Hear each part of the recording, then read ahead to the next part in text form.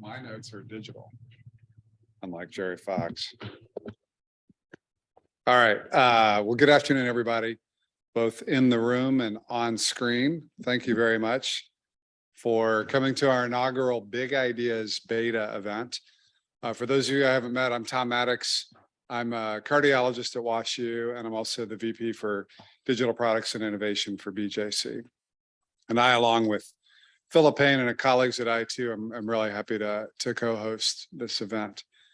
For those of you who are unfamiliar with the Big Ideas program, this started about 4 years ago. And it's been, I think, a very successful way to harness the collective brain power of both our WashU and BJC colleagues in thinking about novel approaches to care delivery and how we might use emerging technologies and approaches to do that. So each year we have a competition and we award somewhere between 6 to 7 grants per year to usually 3 to 4 member teams. And then they have 1 year and $50,000 to turn their big idea into reality. And to date, we've had 21 teams and we funded a total of just over $1 million.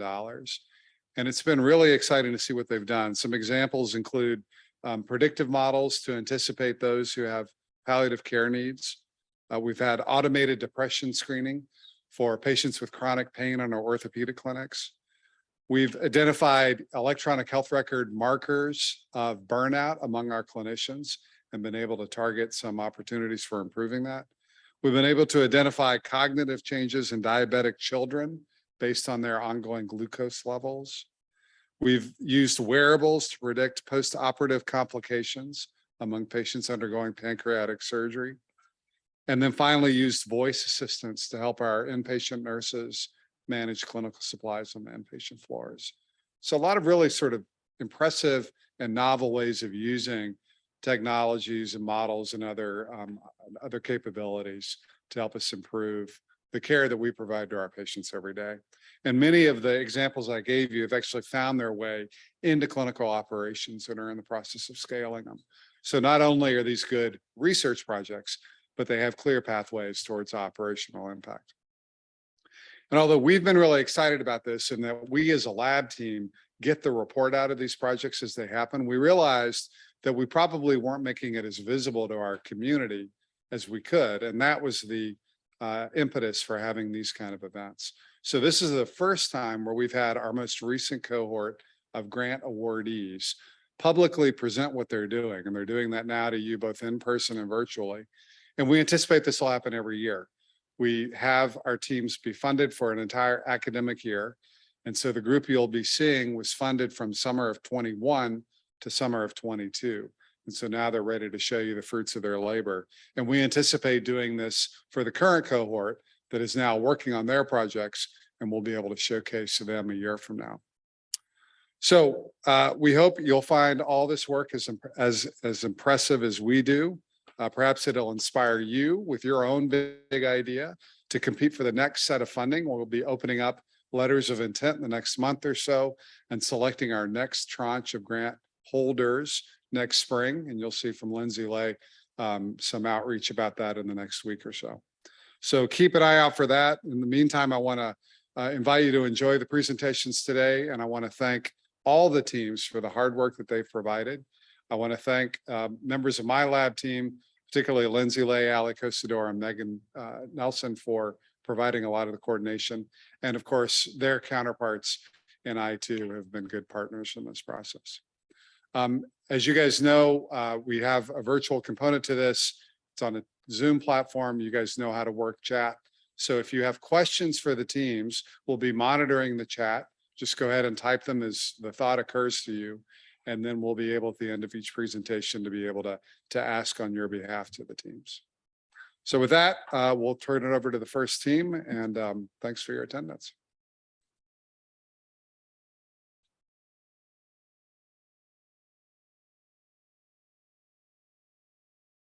Good afternoon. I had the opportunity as I was driving in this morning to reflect on this past year. And so I think I'm going to start just by expressing tremendous amount of gratitude to the Big Ideas team and everyone who had anything to do with supporting it. This past year has been truly transformative. for our team. We really have had what we thought was a big idea for many years, but it was for all intents and purposes a glorified PowerPoint slide. And in 1 year's time, we were able to take our what we were optimistically calling a paper prototype, and we today have a functional version of a tool and some exciting future plans as well. I look forward to sharing with you. So I'll start by saying a very sincere thank you.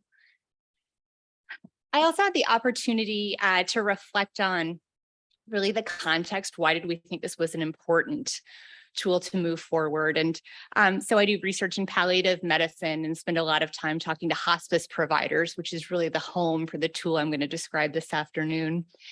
And every couple of years, we just sort of do a pulse check with providers and engage people in some capacity in research aimed at really making sure the things that we were doing in our lab were clinically relevant.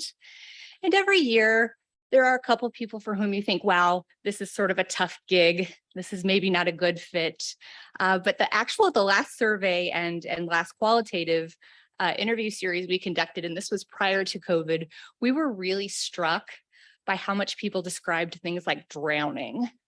And they said things like, I don't really have time to do an okay job. I certainly don't have time to do a better job. And I feel really bad about that a lot of the time. So the take home for our team was the next thing we build, if we want it to actually translate into practice, if we want people to use this, we need to start targeting pain points and thinking about how we can make people's existing jobs more meaningful and more efficient. And so we turned to our CVs and identified that as early as 2008, we had worked with hospice providers to identify opportunities to strengthen these interdisciplinary team meetings that are mandated by federal regulations. They are very expensive. There are up to a dozen people in the room at any given time discussing an entire caseload, up to 100 or more patients and families at any given time. They're expensive from the agency's perspective in that people are being paid to be there. And in addition to that, they're not having the opportunity to see patients and families during that period of time. And in speaking with attendees, you'll have one or two people who are just enthusiastic about meetings or who toe the proverbial company line. But by and large, people really were failing to see a lot of meaning in the meetings. Given how many patients and families are discussed, they sometimes have 2 to 3 minutes per patient to summarize everything that's going on with that patient. And in hospice, the patient and the family are the unit of care, so they also have those family well-being indicators for which they're responsible. So we built a tool that would allow patient-reported outcomes, or typically in hospice, we see they're often proxy reports, so caregiver-reported outcomes.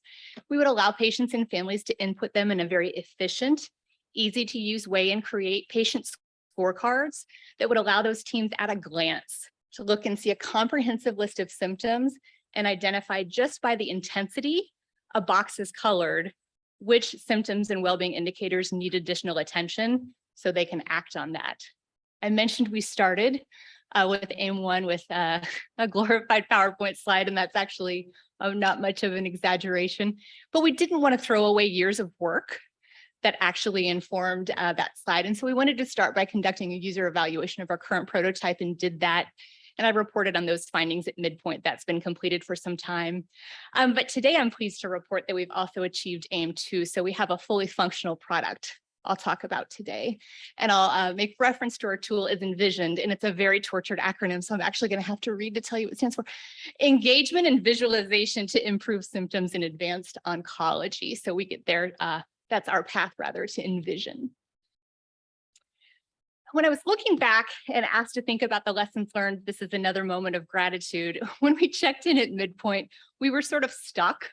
As a team, we were asking a lot about usefulness and acceptability. And I apologize for not remembering who very sagely said, are you ever going to stop asking if people want you to build this and actually build it? And I said, okay, so we will. And we did. But I'm very, very grateful. And actually, I think in terms of the takeaways, in terms of methods, that was really one of the very powerful points in this journey. Post midpoint check-in, we've really transitioned to, again, building this tool and engaging people in a think aloud technique. Many thanks for the connection to Dr. Yen who we contacted, who was just absolutely a pro at not only teaching me, but also the other members of my team how to complete really useful Think Aloud sessions. And in doing those sessions, we built our tool with our colleagues at Platform STL. It was really important to us to work with a local vendor, and we're very pleased with that partnership. Happy to share more information if people are interested. But in doing that, we really envisioned multiple uses. The first of the, obviously, is our team meeting. But secondly, sort of halfway through, it was really interesting. I think another reason why we're glad we stopped and transitioned to Think Aloud when we did, things people were saying they wanted compared to the things they said they wanted us to keep when we actually showed them the things they said they wanted were very, very different. And in fact, we built lots of whistles and bells and really crowded a lot of good information in the tool. And then when people looked at them and thought about using them in team meetings, they said, oh, no, we just give us boxes, give us colors. We, again, want to be able to see at a glance what to do. However, they envisioned the second usage where they would refer to patient and family scorecards before doing those home visits. And then they wanted to be able to dig deeper. So we were able to build a tool that really had what we think are a couple, at least, really important usages. The other point is something I think we wouldn't necessarily have found out unless we talked to patients' family members. And for families for whom patients were experiencing cognitive differences, cognitive impairment, they really struggled to know how to assess symptoms and to report that information, which was surprising to us. We used a pretty validated tool that's generally rated as pretty useful. And again, this is a cancer population. So had we engaged caregivers or people who had dementia, we might have expected that. But of course, just because you have cancer doesn't mean you don't have dementia. And of course, some of those cancers are associated with cognitive differences. So it really encouraged us to circle back and build what we're calling SATs, because we're full on nerds, but symptom assessment trainings. There were more than I would like to admit, sort of minor functional issues we identified, things we had built as a placeholder, and I supposedly said that was a good idea, and I can find no documentation of that, but we would ask people to search for a name, and they would say, well, the search field doesn't work. And so, well, I'm glad to know about it now, as opposed to whenever we move this forward. And then finally, I would get calls from our brilliant vendors that would say things like, AWS is no longer supporting Python PQR. And I would say, well, that sounds like a bummer, right? And I don't know what those words mean. And so again, many, many thanks to connecting us with Dr. Yen, who does know what those words mean. And so we have her support and involvement moving forward so we can have a really well-informed partner on the academic side as the rest of us continue to learn. So in summary, we've supported the clinical viability of the tool. It's responsive to user needs and useful, but not necessarily just as intended. It's easy to use, but its usability could be strengthened by some refinements. And we have a teed up, ready to go, engaged, signed on the dotted line clinical partner for a pilot this winter. We think we have some opportunities to bolster the translatability and the viability of our product. Definitely getting that evidence to say that symptoms are better when people use Envision will be important. We think there are real cost data, both in terms of symptom management and even just in terms of efficiency around those very expensive meetings. I talked about the symptom assessment trainings we've got planned, engaging some of our local nurse scientists in that work. And then again, we've designated a source of technical support for both onboarding and routine use. Scholarly outputs, lots planned, lots of grant writing happening, as is the fall for so many of us. Envision has been selected for inclusion as one of 3 projects that are forthcoming in a PO1 going to NIA. So we'll actually use the tool with dementia caregivers and are working with our partners to modify some of the symptoms and well-being indicators we'll be tracking. This is interesting. I can't decide whether I have an R01 or an R34 proposal, and apparently on the day I made this slide, I knew for sure. But an NCI submission coming in February or June. And then I have some specific questions. I'd love to hear questions that you have as well, but in case you don't have any, I'd love to hear from those of you in the audience or certainly on the virtual audience who have experience disseminating Think Aloud results. It's difficult for me to imagine, unless somebody really cared a lot about this specific tool, how we can make a meaningful contribution to the literature, but I see, because I do a PubMed search, that there's lots and lots of information out there.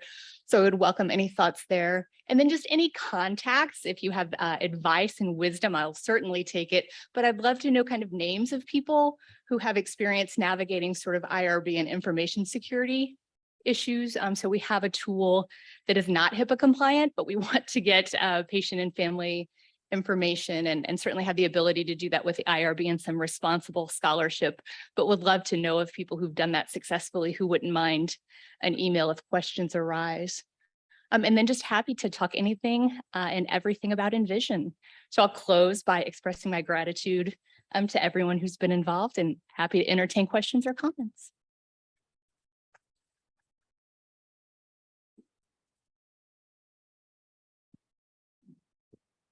Thanks, Carla. That was great. And it'd be great maybe and follow on if there's some sort of link to the user interface you have that the group could see down the road. Absolutely. So that'd be really helpful. envisioningcare.com, you won't be able to log in, but I'll disseminate some login information so people are welcome. Yeah, or to hop in. screenshots or anything just to Yep, get a visual would be awesome. absolutely. To your specific questions, there is a huge appetite for think aloud results and basically user-centered design in the medical literature. I think this sort of user involvement in designing care delivery models has gotten huge uptake in things like NEJM Catalyst, healthcare, a lot of the other sort of care delivery type literature. Mhm. And so we've published several things in other projects that specifically describe think aloud results. So we're happy to share with you some of those details, but I think you'll find a ready audience. And this is a really important methodology to get into the generalized knowledge. To your second question, call us. Done. We have a lot of, I'll say experience, some days I call it bruises, about getting through the IRB and information ecosystems. They are very expert at thinking through how do you do this responsibly? How do you take care of the data privacy, HIPAA, PHI, all that. So we can very much help you in that way. But congratulations. Appreciate it. Thank you. Yeah. Any questions in the room? And what about online? Okay. Thanks so much. Thanks, Carla.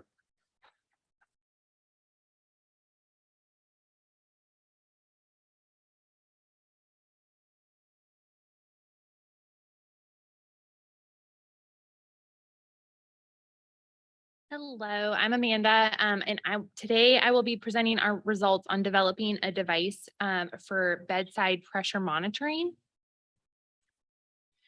So our project focused on developing a device capable of continuous bedside pressure monitoring. Pressure injuries are common, costly, and debilitating chronic wounds across all healthcare settings, and especially the inpatient setting. It's estimated that there are over 2.5 million hospitalized and critically ill patients with pressure injuries annually. And these injuries can develop within hours, and the extent of damage from prolonged pressure may not become apparent until days later. And so this makes it challenging to prevent injury development. So the standard of care for preventing pressure injuries is manual bed repositioning on standardized time intervals. So there are pressure measurement systems designed to lay on the bed that guide an offloading, but these systems are prohibitively expensive and impractical for large-scale hospital use. And so our team has developed a device capable of continuous bedside pressure monitoring. So this flexible sensor that you see here in white, it is designed to be worn on the sacrum and contains pressure sensing and transmitting electronics that wirelessly transmit pressure data to a smart device located at the bedside. And so this smart device stores the real-time pressure measurements. There are 7 force sensors within our device to help detect interface pressure at the patch. And we have partnered with John Rogers at Northwestern for manufacturing of the devices. So our first aim was to identify barriers to pressure injury prevention. We conducted a formal survey of wound care and ICU nurses to get their insight on current workflow, what they perceive as barriers to pressure injury prevention and patient repositioning, and how we could best integrate our sensor into their workflow. Our second aim is focused on demonstrating the feasibility of our device to continuously record pressure in the surgical ICU. And then our third aim is to observe repositioning practices and compatibility of our device with clinical workflow in the ICU. So our goal on this aim is to conduct 5 direct observation periods to collect data on nurse repositioning practices and utility of the device.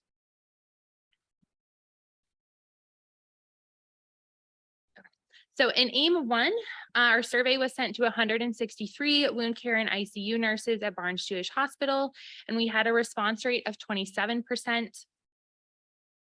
The top 3 barriers to pressure injury prevention were hemodynamic instability, having multiple devices in place that led to pressure injuries, and oxygen instability. Nurses strongly agreed that knowing pressure levels would lead them to reposition their patient if stable. And the nurses agreed that a disposable pressure sensing device or reusable pressure sensing mat would be useful in pressure injury prevention. So this feedback was encouraging that nurses would be open to utilizing our device in patient care. And so our second aim is currently in progress, and it is testing our device in the surgical ICU. And so our plan is to apply the device to the patient's sacrum for up to 5 days. But before doing this, we wanted to ensure that our device worked as expected. So we first focused on some benchtop testing to demonstrate that each of those individual pressure sensors is capable of stepwise pressure sensing and has a demonstrated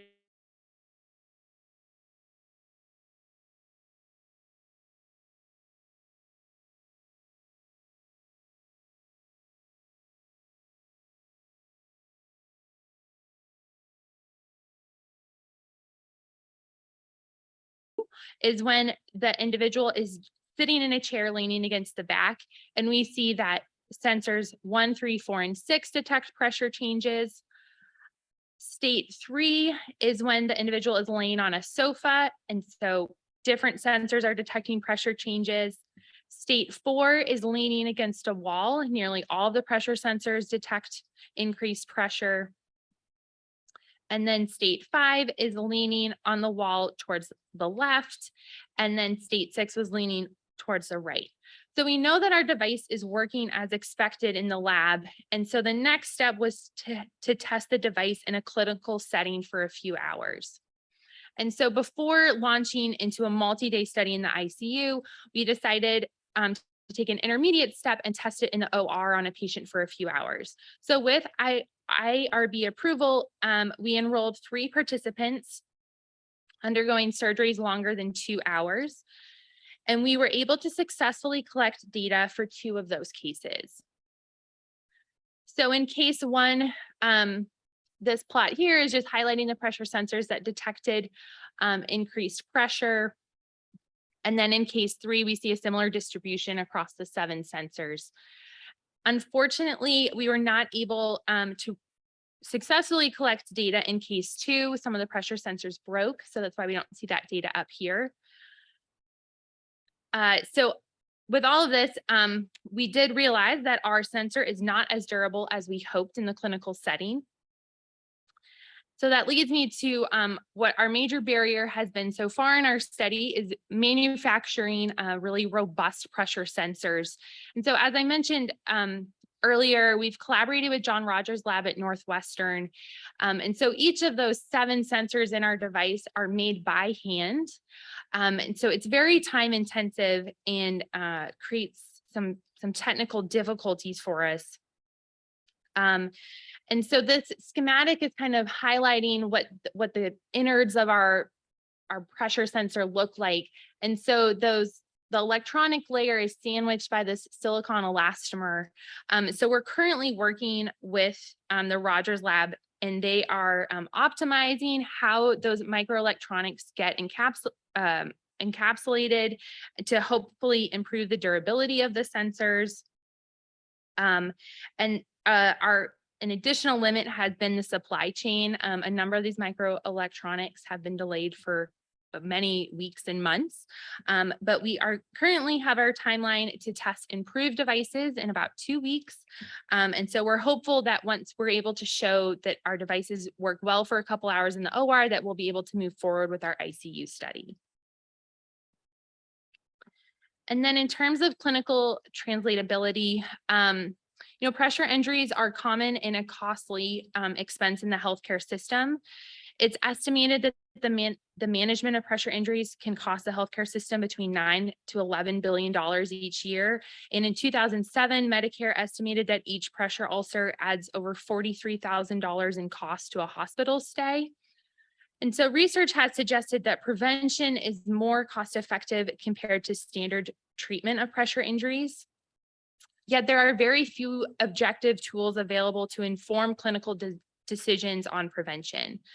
So pressure offloading devices such as a redistributing low air loss air mattresses and body pressure measurement bed overlay systems have been developed, but these devices are very costly to implement in a prophylactic manner. And so our pressure sensor device provides a low profile solution for continuous pressure monitoring that's not currently available. And we believe with additional optimization of manufacturing, it will be widely translatable to clinical settings. And so once we have completed our ICU testing, we do plan to submit an abstract at a national conference as well as a manuscript summarizing our results. And then our long-term goal is to use the results from this work as preliminary data for a Department of Defense grant next cycle. And I'm happy to answer any questions.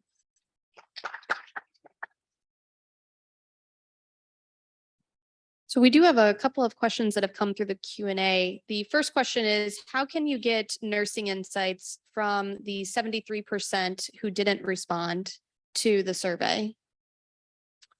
The nurses, I think you referenced 27%. Yeah, that was our response rate. We expected about a 30% response rate. So and we were pretty close to our target. That's about the response you see when you email out surveys to people. So we were pretty happy with the turnout. We have had additional meetings with the pressure injury task force nursing team at BJH, and Lynn Shalom is on our research team and has been really helpful in kind of facilitating that relationship with the nurses so that we're able to kind of get more of their insight from their day-to-day workflow. That's great. Another question we had from the Q&A is you referenced some of the cost associated with the manufacturing of the sensor. And the question is, do you believe that you have the right manufacturing partner in place to get to the optimal product? That's a great question. And it's a complicated answer. We have partnered with Dr. John Rogers. He's one of the inventors on the device. We've had a great relationship with him. I joined the university in January of 2021.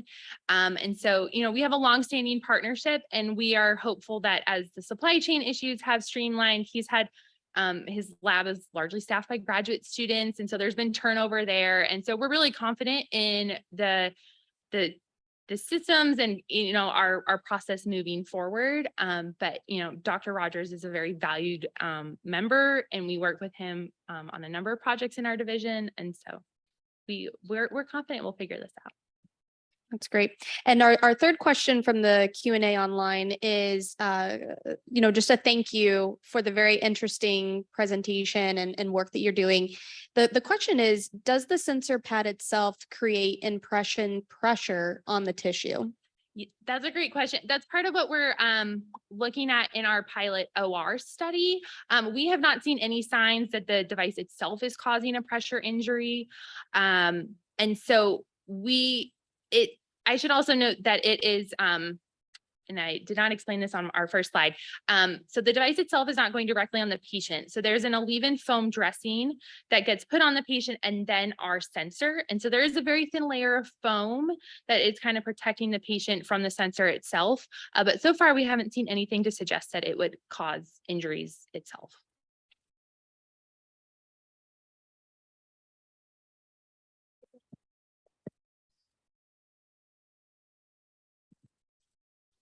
So you've spoken to the manufacturing, things you found out there, and as far as the data, having that first round of data, has any of that changed the business model at all? Like, I think the business model is probably, I'm not having gotten the update of, or not having coming in through knowing is it every patient every time, who's applicable, but then with the costs and with the data that we're seeing, has it changed the business model at all, as you foresaw it, kind of here at this standpoint?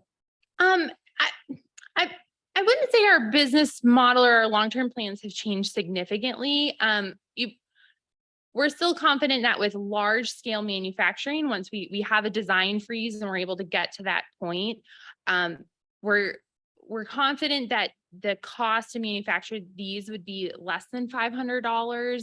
And so it puts it at, on market, it would be similar cost to other devices that can be used prophylactically in the healthcare setting. So I think long term, once we're up to large scale manufacturing, our plan hasn't changed too much yet. But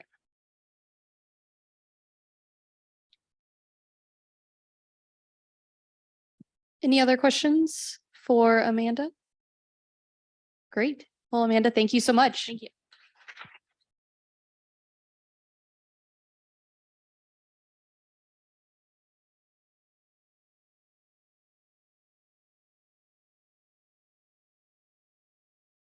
Next up, we do have Dr. Greenberg, who will be joining us virtually. Dr. Greenberg, if you're within earshot and able to come off screen, or off mute, we'd welcome you. Great, thanks, Heather. Can you hear me? Yes, we can. Perfect. All right, I think I have control. Thanks so much. Well, hi, everyone. I'm going to be talking about our team's proposal using mobile health technology to capture the physical, functional, and psychosocial features that predict recovery after lumbar fusion surgery. So to start with, I just want to give an overview of the aims we initially proposed, which included using intensive longitudinal patient-reported and biometric data collected using mobile health technology to define how different disease domains impact recovery from lumbar fusion, and to evaluate the prognostic value of multidimensional intensive longitudinal data compared to our traditional cross-sectional patient-reported outcome measures. So to give a framework for the rest of the talk, I just want to give an overview of our data collection procedures. So we conducted a preoperative multimodal mobile health assessment where we recruited patients undergoing a lumbar fusion surgery and asked them to fill out brief mobile surveys called ecological momentary assessments, or EMAs, 5 times during the day, where they answered brief questions about their momentary pain, mood, disability level, and catastrophizing symptoms. And at the same time, we passively monitored their biometric function and activity using Fitbit trackers. And then 1 month after surgery, we looked at postoperative recovery measures that I'll talk more about. And then we took these vast data that we got from the mobile surveys, the EMA, our Fitbit data, and we used a process called feature engineering to actually translate those into clinically meaningful features, and then used a variety of predictive modeling approaches to predict a number of different outcomes, in particular pain interference, functional recovery, opioid use, and soon complications. So before I get to our results, I'm just going to talk a little bit about some of the barriers that essentially we overcame to actually get where we are today. So as with any study, we had to learn and deal with a variety of challenges related to participant recruitment. So actually being able to recruit subjects, dealing with loss to follow-up, and some of the technical challenges from using this new type of platform and approach. So you can see here just an overview of an analysis we conducted recently looking at our recruitment workflow. And we found at this point that, when we had screened almost 600 patients, that off the bat at that point, about a third either didn't meet our inclusion criteria because they didn't have enough time until surgery. We were just catching them too late. Some simply didn't wish to enroll. Some weren't having the right surgeries. And then there were also a variety of technical issues and other problems that prevented participants from participating. But over the course of the study, we were able to deal with many, not all, but many of these issues, and ultimately get down to a sizable cohort of 65 patients that were included in the analysis today. We also had to overcome certain analytical challenges. So in this process of feature engineering, we had to convert all of these data that I talked about from Fitbit and these mobile surveys, the EMAs, into clinically and statistically meaningful features. And so just to give you an example, for the EMA data, we wanted to look at all these different modalities we were assessing: pain, mood, disability, and catastrophizing, and look at not only just average scores, but how these different domains were relating to each other over time, how they were relating to each other at a single time point, and how they were relating to each other longitudinally, meaning how is your level of depression or mood in the morning impacting your level of pain at noon? Or how persistent were your pain levels, meaning if you had a lot of pain in the morning, that persists during the day. And so we, as you can see in what's admittedly a little bit of a busy slide here, is that we're trying to estimate a really tremendous number of relationships while accounting for each of these other relationships. And we're trying to do this not on average for our entire cohort, but rather for each individual in the study. As you can imagine, it's a pretty tremendous analytical challenge, but our team, and really in particular, Tom Rodaban, as graduate student, Maddie Frumkin, did a tremendous job in dealing with this and obtaining some really rigorous results. There were other challenges related to the dimensionality of the data. So the combination of not just our traditional variables, but all of the EMA related variables, all of the Fitbit variables, created well over 100 variables that we thought clinically could be potentially useful. And as I'll mention, we only had 65 patients in our analysis, and so had to do a very multi-step and rigorous process of variable selection led by Dr. Liu and his graduate students, Ziki and Jingwen, to really identify which were the most clinically and statistically influential variables. So moving on to some of our results, we included 65 patients in this analysis who underwent lumbar fusion surgery at Washington University and Barnes Jewish Hospital, and looked at the following outcomes measured at about 30 days after surgery: pain interference measured using PROMIS pain interference, functional recovery measured using a quality of recovery scale and PROMIS physical function, and also persistent opioid use post-op. And as I'll get to, we deferred the analysis of complications for the time being and plan to get to that soon. So in terms of our analytical pathway, we had to really do a fairly substantial process of feature selection. So as I mentioned, there's well over 100 variables that we looked at it as potential predictors, and we had to narrow that down using a process that involved looking at which variables were highly correlated, the statistical significance associated with our outcome, and also using a variety of other statistical machine learning tools like penalized regression to really narrow down on the most significant or influential predictors. We then evaluated a number of different predictive modeling approaches, including more traditional approaches like linear regression, as well as a number of different machine learning approaches that you can see there. And we evaluated model performance using discrimination, using two different measures, the area under the receiver operating curve and precision recall curve, both of which are essentially asking the same question in different ways, which is how well can our models discriminate or differentiate between patients that improved or reached the various outcomes versus those that did not. So moving on to those results, I'm showing first here the results for our analysis predicting PROMIS pain interference improvement at 1 month after surgery. And what you can see are the results of our best models using traditional cross-sectional variables, so things like PROMIS measures, PHQ-9, models using EMA variables, Fitbit variables, and then what we really care most about, which is the combined model, taking the best of each approach and seeing how well we can do. And what you can see is using both measures of discrimination, it was clearly the combined model that incorporated the mobile health features that performed the best in terms of discrimination. And then when we look to see what were the actual measures or features that were really driving that performance, we could see that it was measures really from the mobile health data, the EMA and Fitbit, that were the most influential. So the most important predictor was a measure of depression score skewness, or essentially the distribution of EMA depression scores. Fitbit measures related to how sedentary patients were or how long they were active, as well as a variety of other mobile health variables, and then also at least one traditional variable, PROMIS pain interference. We next looked at the quality of recovery scale, a validated measure of postoperative recovery, trying to predict good or excellent recovery. And quite interestingly, we found that our traditional variables essentially did a very poor job of predicting this. So the values you can see in that top row, which are less than 0.5, essentially tells us that those variables were performing worse than chance in predicting outcome. When we brought in the EMA and Fitbit variables, though, performance improved substantially and we're able to achieve moderately good predictive performance. Not surprisingly, the most important variables in that prediction were variables from Fitbit and EMA.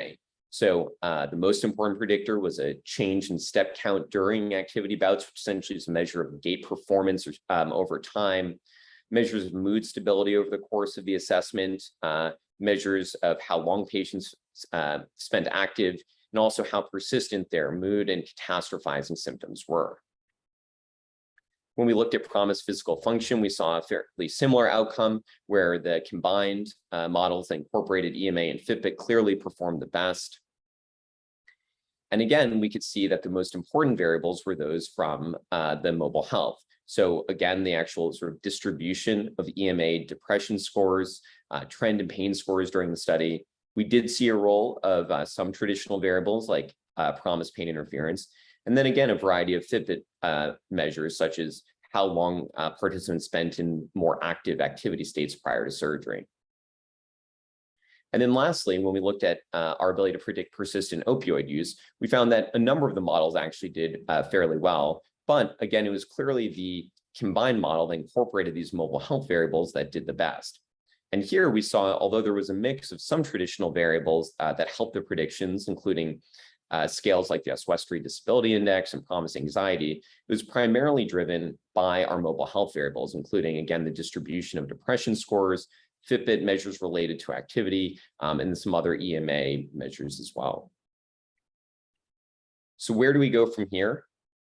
Well, we're still working on a number of additional analyses that we think are going to be important adjuncts to this whole analysis, in particular looking at multimodal associations, incorporating both EMA and biometric measures together. And so what do I mean by that? Well, here's a fairly simple example just to represent what we're trying to study, which is how do we look at things like heart rate and activity in conjunction with, for example, pain scores. And here in a very simple representation that you can see on the left, participants that really differed substantially in how strongly, say, their heart rate at the top or activity level at the bottom was correlated with their pain scores. And at the right, you can see the distribution of that simple association over the course of our entire population. And you can see that participants really varied substantially in these correlations, meaning there were almost as many participants, for example, who had a negative correlation between their pain and activity, meaning the more active they were, the lower their pain scores, as participants that had a positive correlation, meaning the more active they were, the higher their pain scores, which is really a novel finding that we're looking forward to delving into in more detail. As I mentioned, we haven't done the final analysis predicting postoperative complications yet. We found that our complication rate was a little lower than we expected, which is certainly good in some ways, but made the predictions a little bit more challenging. So I've chosen to wait until we have a little bit longer 90-day follow-up, and also can include some patients who've recently undergone surgery to have a more robust multivariable prediction model for that. And then perhaps most importantly, we're working on the clinical implementation of these results. How do we minimize the burden to patients in the assessment and optimize the technical workflow? And then also, how do we use implementation science and behavioral health to actually create and implement targeted perioperative treatments and interventions? With all of these results, we've been active in terms of working on a variety of scholarly outputs. So I'm happy to report that we recently had accepted for publication in Neurosurgery, our first paper from this work reporting the feasibility and acceptability of this novel mobile health assessment protocol. In that paper, we presented some of the initial results I showed here, as well as results from a survey we sent participants, where essentially we learned that they felt in general it was easy to complete this protocol, they'd be willing to complete these types of assessments, and that they felt better with the idea that their surgeon could be considering more personalized information in guiding their treatment. We also did some additional analyses, for example, trying to see, and some of the color, I apologize, isn't coming out here, but essentially trying to see whether simply by assessing some of these domains, we were actually impacting or influencing them over the course of the study. and found that for a variety of different EMA measures and Fitbit measures, that there didn't really seem to be a clinically or statistically important change in any of these measures during the study, suggesting that that was essentially a reassuring aspect of the assessment. So in addition to that paper, which is now in press, we're working on a publication, hope to submit soon, where we've validated a momentary pain catastrophizing scale, essentially an EMA or momentary version of a well accepted and used measure of catastrophizing. This is a study led by Maddie Frumkin and Tom Rodabaugh, and we've done in collaboration with Simon Haratonian in anesthesia, has led a related effort. And what Maddie's found is that the momentary scale that we used in our study, and as well as this other study, had sort of expected associations with other measures that one would look at, and then also found that there was some unique advantages from a predictive standpoint of our momentary pain catastrophizing scale. For example, here in terms of predicting pain scores after surgery, some additional psychometrics and rigorous statistical work to accompany that as well.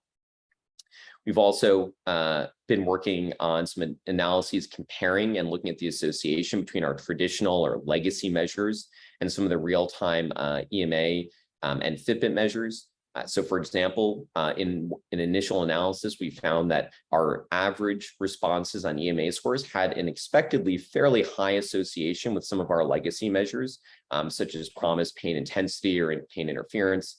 But the average scores in the real-time EMAs only explained about half of the variability in those legacy responses, which asks the question of what else is explaining the variability and how participants are actually answering those questionnaires.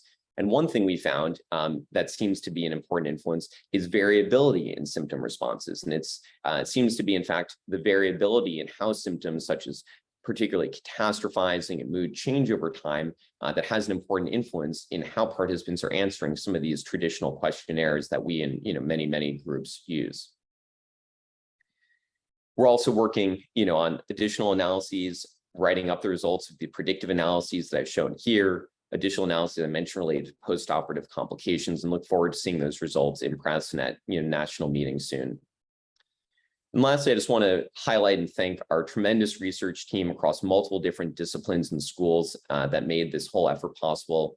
Our research coordinators, Joan and Linda, postdoc Saad Javid, and medical student Justin Zhang have really been on the ground, recruiting patients, dealing with issues, and without all of their efforts, there's no way any of this would have been possible. The joint neurosurgical and orthopedic spine divisions with all of the surgeons involved have been tremendously supportive of this effort. The incredible graduate students who've been working on this effort with me and the rest of the team, Maddie Frumkin from psychology and Tom Rodabaugh's lab, Ziki Xu and Jingwen Zhang from computer science and engineering, and Dr. Chenyang Lu's lab. And then the faculty who've helped develop, guide, and steer this effort, including Bruce Hall, Mike Kelly, Jay Picarillo, Chenyang Lu, Tom Rodabaugh, and Wilson Zachary. So I just want to thank Big Ideas for supporting, believing in this work. Thank you all for the opportunity to present, and I'd be happy to take any questions.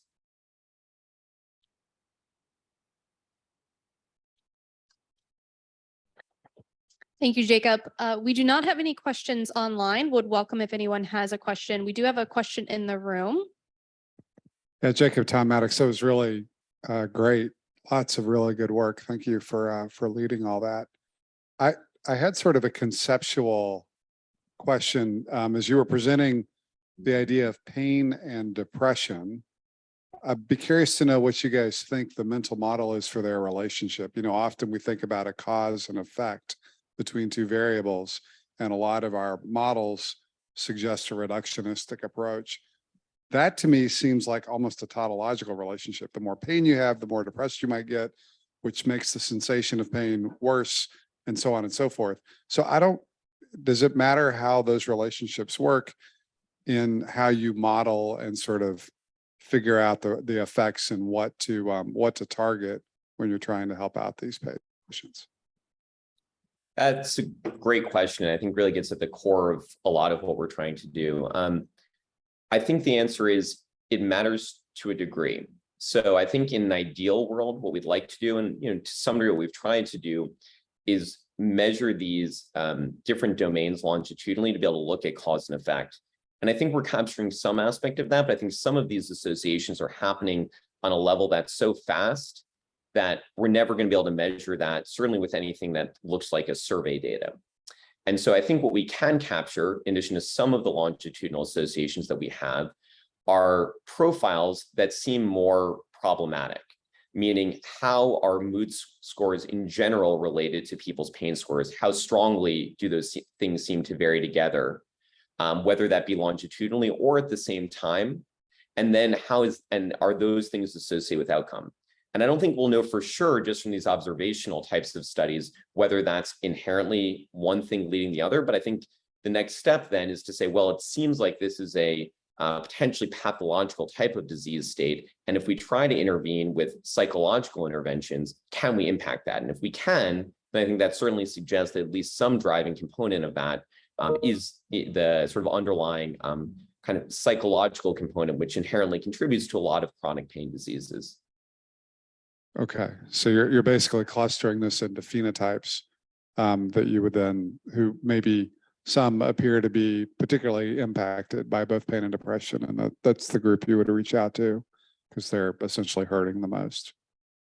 Exactly. The goal is to really think how we can use these data to personalize the way that we target those interventions, which exist. We're not, inventing them, things like cognitive behavioral therapy, meditation analysis, a variety of approaches which have been used, but aren't actually used very often in practice, in part because we don't really do a very good job of figuring out who's the most likely to benefit. And so from that standpoint, we're hoping we can use these data to help target who seems most likely to benefit, test that empirically, and do the same for other related approaches, such as exercise interventions, which again have been used, aren't actually used all that often outside of just the general idea of physical therapy, and have shown somewhat inconsistent results in the literature. Yeah, that's great. Thank you.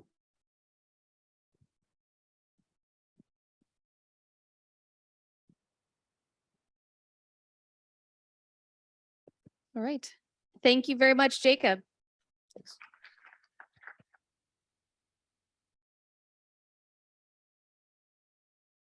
Next up, we have Dr. Chet Hamill, who is joining us straight from the OR. So Chet, thank you so much for making time, and we'll give you control of the slides. Okay, yeah, can you guys hear me okay?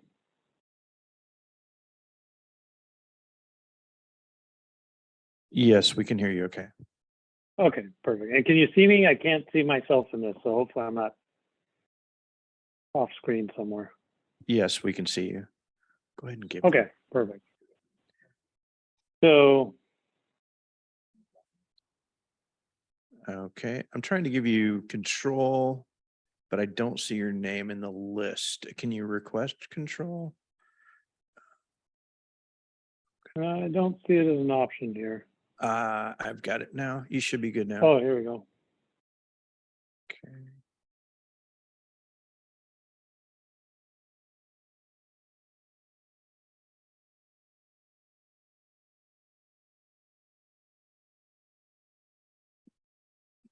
Okay, go ahead. Hold on, I'm trying to figure out how this works. Kind of randomly jumping around. All right, let me just slide control.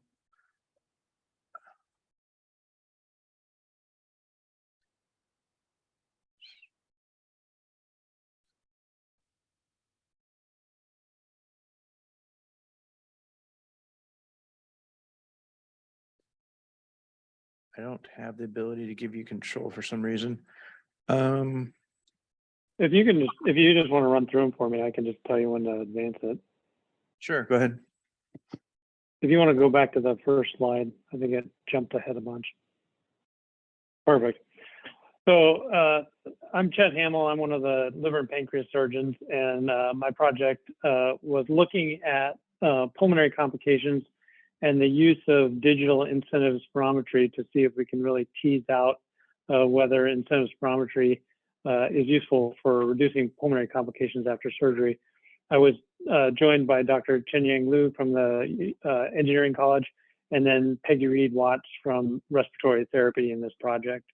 And the way we were going to look at this was basically 2 weeks prior to surgery, we were going to randomize patients to either a regular incentive spirometer no incentive spirometer, or the digital incentive spirometry where we could track how much they're doing it and then also send them text messages if they weren't using it every day. Next slide, please. So we had two aims. One was to determine the efficacy of preoperative incentive spirometry to improve FEV1 as a surrogate for postoperative pulmonary complications.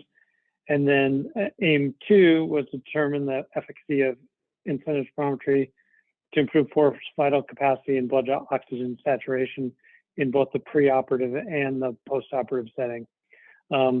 These patients were going to be randomized prior to surgery, use whatever device they were given for 2 weeks, and then re-randomized after surgery, so it was a crossover, and then followed in the hospital. And we're getting pulmonary function tests, 2 weeks before surgery, the day of surgery, before surgery, and then the day after surgery as a new baseline, and then several days later when they were ready to leave the hospital. So that was our plan. Next slide, please.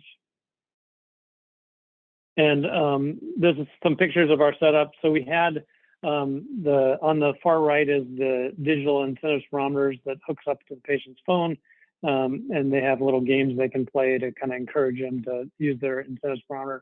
In the middle is the standard incentive spirometry, and we actually had blinded accelerometers hidden in the base of these, so we could track while they were in the hospital if they were actually being used or not. During the preoperative time, we were not tracking them just while they were in the hospital. And then on the left is basically the same system that we were giving them for their digital incentive spirometry, but this is one that also allows us to get the pulmonary function test that we were using to test them at the four time points. Next slide, please. And so, we started off, things went very well. We were able to integrate the digital spirometer app on the phone, the dashboard from the company that allows us to track everybody, and then also the dashboard from the system that allows us to get the pulmonary function test. And then we had this integrated with Twilio to send the text messages to patients if they weren't using their digital incentive spirometry. Next slide, please. Unfortunately, we ran into a lot of barriers along the way that really slowed things down. We've done studies with Fitbit in the past, and so felt like we had a good handle on, how these studies would run. But there was a big difference between using somebody's hardware and then actually using software functionality in the required contracts with the university. So if somebody's providing software to us, we have to have a business associate agreement, and that actually ended up taking 2 months for the lawyers to finalize. And then we had to have a statement of work, which took another month for the lawyers to finalize. So already right at the beginning, when we thought we were just going to be up and running, we got delayed by 3 months. And then, as I'm sure you've heard in some of the other presentations, COVID and supply chain issues kind of hit us too. The standard incentive spirometers, which we thought would be the easiest device of the 3 to obtain, actually were back ordered, and it took us 3 months to get standard incentive spirometers. Part of this is because we'd already had one that we had 3D printed the new basis for, so we could hide the accelerometers in it. So it wasn't possible for us to switch devices at the last minute when we figured out that the ones we had planned on weren't available. But we were able to eventually get the incentive spirometers and get everything integrated and get up and running. And then we started attempting to accrue patients, and we were not having any accrual, which was strange for us because, again, we've had previous projects where we've had no problem accruing. And then the few patients that we did accrue, we were having a lot of trouble getting their phones hooked up to the digital incentive spirometers in the groups that were randomized to the digital incentive spirometers. And it's a variety of problems. Either the patient doesn't remember their password to the Play Store or the Apple Store, or their phone's outdated and won't run the software, or for whatever reason we just can't get it to connect up. So after a couple months of not accruing patients, we kind of started looking into why we're struggling so much to accrue patients.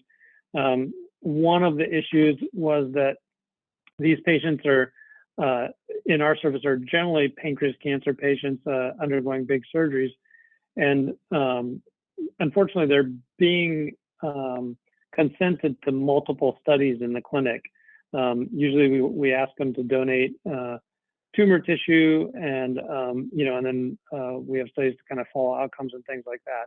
And so the process of going through all this was just overwhelming patients. So they would agree to 1 or 2 studies, but by the time they got down the list, and we wanted to do pulmonary function tests on them and everything, they had enough and basically said, you know what, I don't want to agree to any more studies. And so what we've done because of that is we've kind of pivoted, and we're currently in the process of dividing this up into 2 different sets of group. One group that we would study preoperatively, and we were going to incorporate this into our prehabilitation program. So we'd catch these patients that were going through prehabilitation, where we have a little more time to get them signed up for the study. They're already in the program and being interacted with frequently. And so our hope is that'll allow us to kind of get this preoperative data a little more easily and get patients enrolled without overwhelming them. And then the inpatient stuff, patients generally after surgery, they're sitting in their room, they have a lot of time. They're pretty willing and eager to talk to people. So just doing the inpatient separately, where we go up the day after surgery and consent them to the inpatient portion, and then get them set up when they have time and aren't overwhelmed with a lot of other things going on. I think it's going to work a lot better.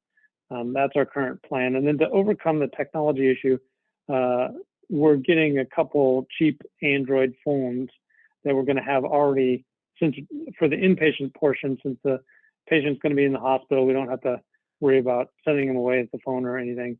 We'll just use an already pre-programmed phone that has the app on it, give that to them for the duration of their stay, and then collect it and give it to the next patient afterwards. So those are the barriers and the lessons we've learned along the way. Unfortunately, due to all this, we haven't made a lot of progress at accruing patients, but I still hope to be successful in the long run. Next slide, please.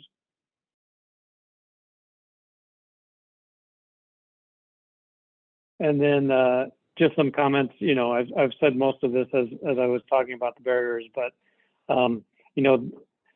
the idea of the digital incentive spirometer seems like a great idea because we do not know if incentive spirometers actually work, and the studies show they don't work, but we don't know if that's just because patients aren't using them effectively or often enough, or because it really doesn't make a difference whether patients use incentive spirometers or not. So the idea of the electronic incentive spirometer to be able to track that and ultimately answer that question, and then also if incentive spirometry is useful, make sure patients are using it effectively and getting the full benefit out of it. But the complexity, of the digital incentive spirometers right now seems to add just a little too much to make it clinically feasible. I think that the software needs to become much more streamlined, easier to use, and most importantly, needs to be able to connect to the smartphone kind of without any issues whatsoever. Anytime you run into issues, that really discourages the patient. And then the other issue is, I think that we have a lot of these devices we're looking at using, and unfortunately, anytime you need custom software database, it just adds to the complexity and the difficulty in using these devices. So ideally, this data would just go into the electronic medical record, so we wouldn't have to deal with another set of software and databases. Next slide. I'd like to thank Big Ideas for supporting this, and happy to answer any questions.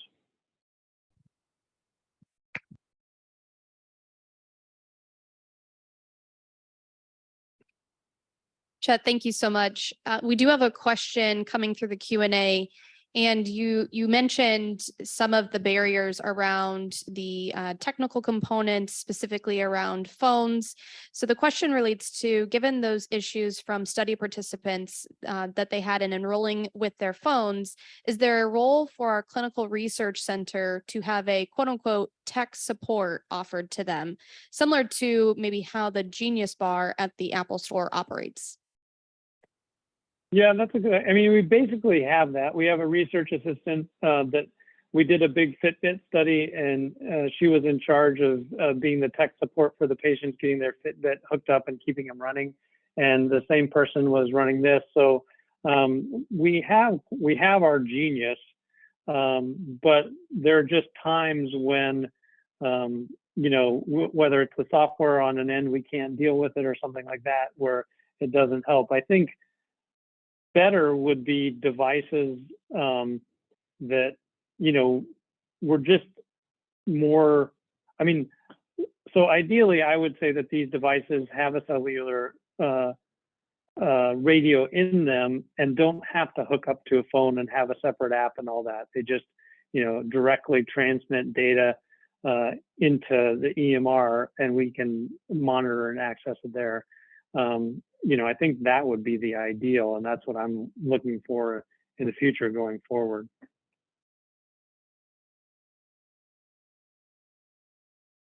Yeah, Chet, this is Tom. That's it's good to see. Well, it's illuminating to see where the issues crop up. But similar, I wonder about, in addition to the EHR integration, which is hard, I wonder if an intermediate step is, would it make sense to look at incentive parameters that have the visualization as part of that? I mean, you wouldn't be blinded anymore, but if the actual readout of how often you used it or how deeply a breath you were inhaling was just directly available on the spirometer itself, would that at least be an intermediate step as you work towards full EHR integration? Yeah, definitely. And I mean, I think even if you had an incentive spirometer that had the readout on it, and then also, you know, I think the big barrier is connecting devices to somebody's phone through Bluetooth. I mean, we ran into this with Fitbit when we were originally doing that. We kind of overcame it, but it took us a while, and we still run into problems. It's really that Bluetooth connection that seems to be kind of the big barrier, you know. And I mean, you add the Bluetooth connection being a barrier to, you know, just patients not having phones, and or phones that are too old or things like that. I mean, that half of it we could overcome if we, like I said, give them a cheap phone, but it's really that Bluetooth that seems to really struggle.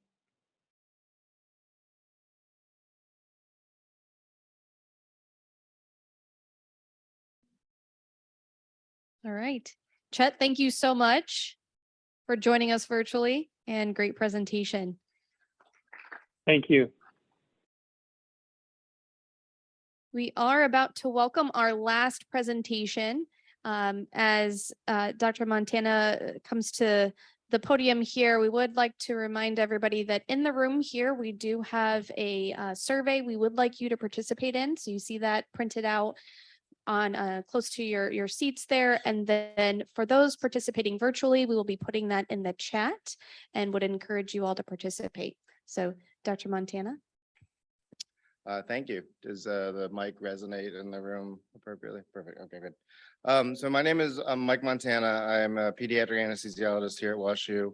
And I'm going to talk about prediction of persistent and profound intraoperative hypoxemia in children to attempt to mitigate life-threatening events and improve patient safety. So I appreciate the opportunity from the Big Ideas and from the Institute for Innovation. So the way we started to set this up was hypoxemia, or low oxygen content in the bloodstream, can lead to tissue hypoxia or low oxygen content in the tissue. And this can lead to tissue death. And obviously that's a bad thing. No one likes that. And so what we were trying to do was to utilize a deep intraoperative alert model integrated with the EPIC framework to detect and predict whether or not tissue hypoxia would occur. Was the first specific aim out of this, just to kind of integrate detection model that we had created with the EPIC framework. And then we were hoping, and this never actually happened, but I'll get to some of the reasons behind that, to assess whether this integration was actually clinically meaningful. And by clinically meaningful, I mean something that, clinicians who are working in the operating room in a real-time environment would care about. Essentially we would see what the false positive, false negative, and so on and so forth, the rate was ending up being. So we learned a lot of lessons from this project. I think unfortunately we learned a lot more about what might be better to be done in the future than necessarily what we accomplished, but we did accomplish a few things, and I will get to that at the end of the project. One of the main things that I think we came up across was that the EMR, as it currently is structured at Washington University, is extremely tricky to integrate for real-time data. And by real-time data, I'm talking things like off of a Philips monitor, for those of you who utilize Philips monitors in the operating room or in the ICU settings, like something where it's literally beat to beat sorts of situations, not minute by minute even, or hour by hour, but real time. And some of that had to do with, I think, the way that I'm not fully versed in it, but the way that Epic kind of translates into the recording environment, and then how that would then move into a place that you could actually do the data qualification. The other thing that we came up with was, I actually had a medical student who was spectacular, who I'll mention his name a little bit later, go back and verify the data, and with the way we defined hypoxemia in this situation was 10 minutes of less than 90% SpO2 in a row, which is something that we expected either the EMR would actually be able to get correct and was actually clinically meaningful. And he ended up discovering that there were lots of circumstances where that was not actually correct. So he would go back and do a manual chart review, and it wasn't always what you thought would happen. There were times where the data weren't picked up for the first 10 minutes of the case, or there were times where it was very obvious that this was a data artifact error, and other situations like that. So we still are in a situation where actual data quality verification still needs to be done by human beings at this point. Real world model implementation is critical. And then it's been really neat working with the computer science folks, and especially Eric Liu, who was the graduate student who's worked on this in Chengyang Liu's lab, to kind of like work together on making sure that clinicians and computer scientists actually can talk across boundaries. And that was a real challenge during COVID, but I think we're getting better at it. So I think the main take home message that I would have for this is Epic. I'll use the word Epic. I didn't put in the slides in case they went up online, but Epic's a billing system. I think a lot of the people who work in this room know that. It is not a data analysis system. I think there are other data analysis systems that we have in place that are better. And despite some of the claims that I feel like Epic makes to being a data analysis system, it does not have the ability to integrate real-time data, at least in my experience. I think some of the people who work in the ICUs have had different experiences with that, but I think they might be using kind of different data integration systems. And then what we had done is we developed a machine learning platform. It really simply, I think we're a few years behind where we need to be in terms of the ability to have it actually integrate in real time with the Epic environment. So I think that's unfortunately one of the situations that happens. Is we did have a machine learning detection model. We had set out to do a prediction model for hypoxemia. It ended up being a detection model. But it was still impossible in our situation to get it to integrate completely with the Epic environment. And I think it's going to happen. I'm excited to see it happen in the future. And hopefully some of the groundwork that has been laid with this project will be integral to learning how to do that. But it's not quite there yet. So I think there's a lot of viability for this project. The clinicians I talked with, especially within my division and in my department across the board, were actually really excited about the idea of having something that would not just tell them that it was possible to have a alarm go off that said, hey, you're going to have a hypoxemic event in the next 10 minutes. But if a hypoxemic event did happen, that it was going to last for 10 minutes was what we ended up kind of going with after we turned our system into a detection model, because that has clinical utility. For those of you who work in an operating room environment or in an environment in which low SpO2 happens with some frequency, it does happen. Usually it's not a big deal. It would be really nice to know, oh, this one's longer. And so that was kind of what we ended up turning the project into. It was this event now that has happened is going to last for a full 10 minutes. And that was something that was actually deemed clinically valuable to a lot of the clinicians that I spoke with. So the clinical enthusiasm for this concept is very real. Just kind of getting some of the bandwidth limitations across towards getting the data processing done in real time is still a barrier. Alarm fatigue obviously is a bad thing, and we'll have to, once we get some of those bandwidth limitations solved, make sure that we're not just telling people false things, which is always the truth in alarms in medicine. We did have a positive thing come out of this. So as I mentioned, Eric, Hanyang Liu, myself and several collaborators actually have published the prediction model that well, it's going to be published and it's going to be presented at the Cyber Physical Systems Laboratory events. And we're very excited about this. So, thank you guys. Big Ideas funded a publication. So that's always a nice thing to have happen. It's a grad student publication. And so it's one of Eric's publications that he'll be able to put towards his thesis. And so, that's a win, I think, in always in academics. So that should be coming out this year. And I'm happy to take any questions.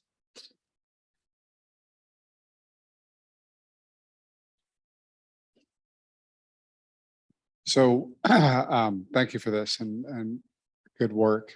I wonder if we're asking too much of Epic.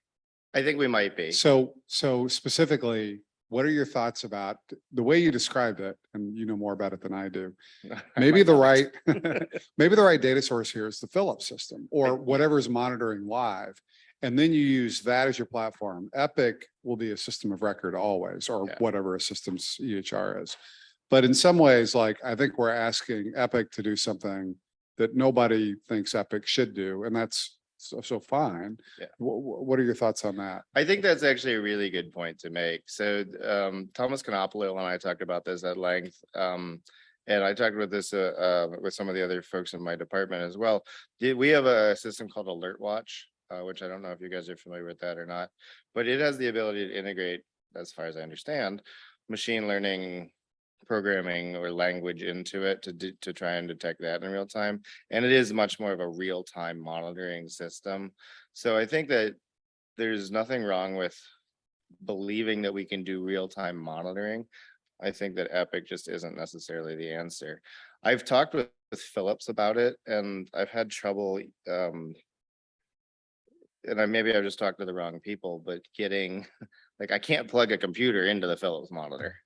And I don't know if somebody knows how to do that, please tell me. But the Philips people didn't know how to do that. Like it's got an Ethernet port. Philips doesn't want you to do that. I know. At least for free. Right. So, and again, I think this comes back. I'm sorry, I'm a fairly blunt person, I feel like sometimes, but I think this bluntly comes back to the fact that a lot of what we do in medicine is built around billing systems. And that there are impediments in terms of getting the data to the clinicians so that we can use them for patient care.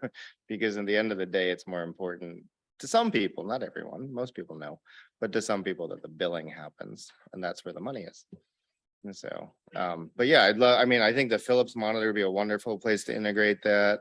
I think Alert Watch would be a really interesting place. I think you're right. I think Epic is just not the answer to doing real-time machine learning data analysis. I'm glad this is being recorded so that the Epic people can confined to me.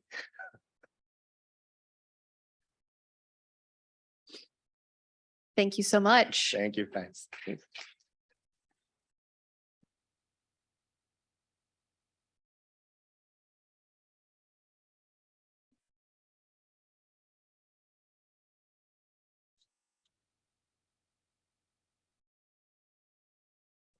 I'm so relieved there's a picture of me up here, so I know that I'm in the right place when I'm speaking to you. And by the way, I have all sorts of thoughts about the issue around the role of Epic, but I actually think a lot of today's presentations illustrate what is really a big evolution that's happening in the area of healthcare information technology and innovation, which is sort of reconceptualizing the EHR as perhaps an operating system for clinical documentation, and then envisioning what are the other point solutions. And I think that is what you illustrated.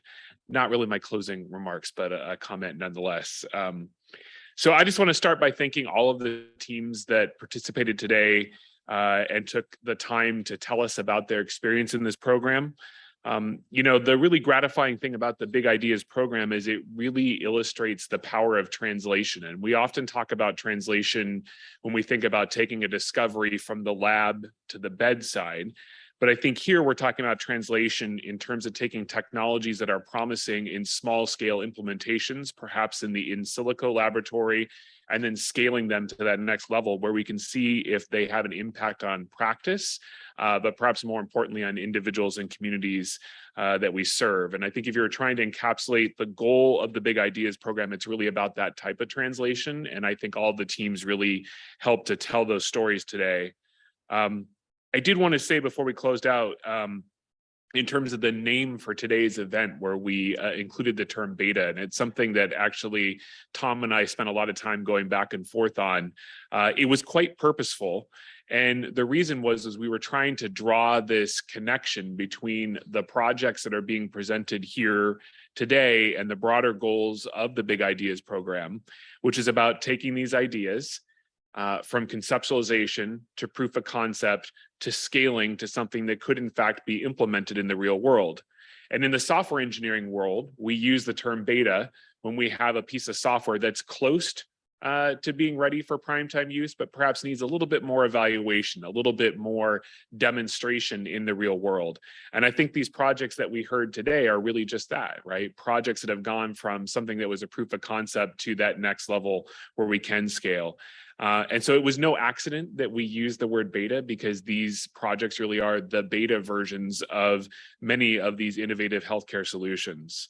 But ultimately, I would just round out today's event by emphasizing that everything that we have heard about, that we've seen, that's been demonstrated, that people have pitched to us in prior Big Ideas sessions, they're all really a testament to the innovative thinking of our teams at BJC and WashU, because while the technologies are interesting and the ways in which we evaluate them are scientifically rigorous and contribute to the state of knowledge, none of this would happen without our clinicians, our health system operators, our technologists, and our informaticians and data scientists and many others coming together and coming up with really interesting ideas that ultimately impact our patients. So again, I would just say this is a testament to the work of all of the people that have been involved, and then their teams and the entirety of the organizations.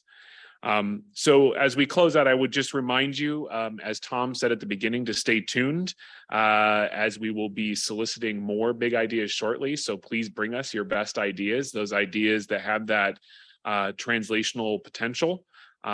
I want to again thank the Healthcare Innovation Lab and I2 team members that put a tremendous amount of work into organizing this event and all of the Big Ideas activities. I often feel like a little bit of an imposter standing up here and talking about this, because all I do is show up and say words. Other people actually do the work. And then lastly, I will also remind you, as Ali already did, if you haven't filled out that survey, please make sure use your smartphone, make sure you get the QR code off the desk and complete the survey. And with that, I think we can call today to a close. Thank you.